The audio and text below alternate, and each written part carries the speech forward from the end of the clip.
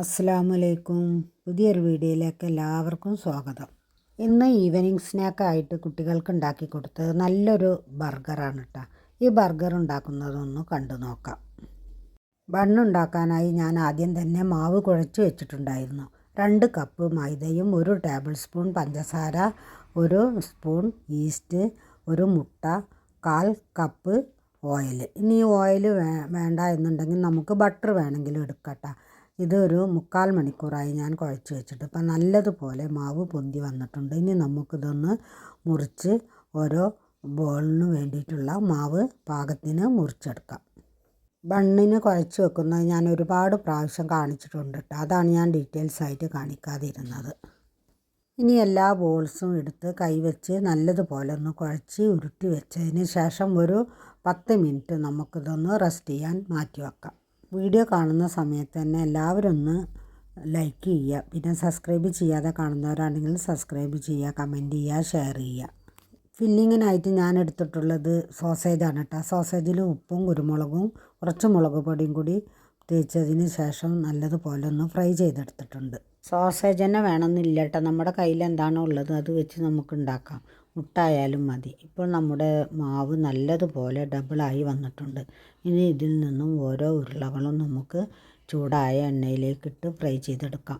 ഇങ്ങനെ ഫ്രൈ ചെയ്യാൻ വേണ്ടിയല്ല കേട്ടോ ഞാൻ ഈ ബണ്ണ് ഉരുട്ടി വെച്ചത്. എയർ ഫയറിൽ വെക്കാമെന്നാണ് കരുതിയത്. പക്ഷേ കറണ്ടില്ല. അത് കാരണമാണ് ഞാനിങ്ങനെ എണ്ണയിൽ മുക്കി ഫ്രൈ ചെയ്തെടുക്കുന്നത്. ഇനി ഇതാ കുട്ടികൾക്ക് കുറച്ച് ഫ്രഞ്ച് ഫ്രൈ ഉണ്ടാക്കുന്നു.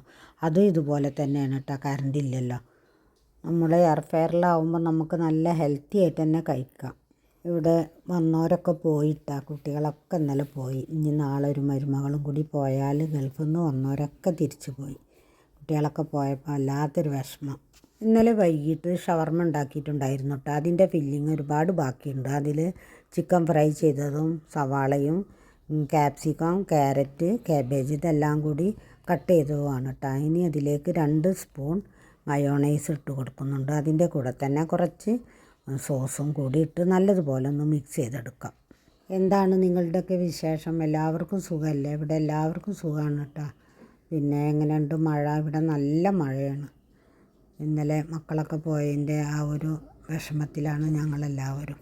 ഫ്രൈ ചെയ്തെടുത്ത ബണ്ണ് ഓരോന്നും ഇതുപോലെ നടുവിലൊന്ന് മുറിച്ച് കൊടുത്തതിന് ശേഷം നമുക്ക് മസാല വെച്ച് കൊടുക്കാം. അതിന് ശേഷം ഫ്രൈ ചെയ്തെടുത്ത സോസേജും കൂടി ഇതിൻ്റെ കൂടെ വെച്ച് കൊടുക്കാം. ഇനി ആരും പൈസ കളഞ്ഞ് ബർഗറൊന്നും വാങ്ങിക്കാൻ നിൽക്കണ്ട കേട്ടോ. അതുപോലെ തന്നെ ഒന്ന് ചെയ്ത് നോക്കിയാൽ നിങ്ങൾക്ക് മനസ്സിലാവും. നല്ലൊരു അടിപൊളി ബർഗർ തന്നെയാണ് കേട്ടോ. നമ്മുടെ കയ്യിൽ എന്താണോ ഉള്ളത് അത് വെച്ചുണ്ടാക്കിയാൽ മതിയല്ലോ.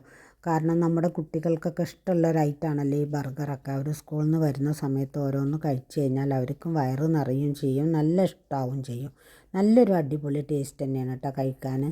അപ്പോൾ ഇനി ഇതുപോലെ മറ്റൊരു വീഡിയോയുമായി കാണുന്നത് വരെ താങ്ക് യു ഫോർ വാച്ചിങ്.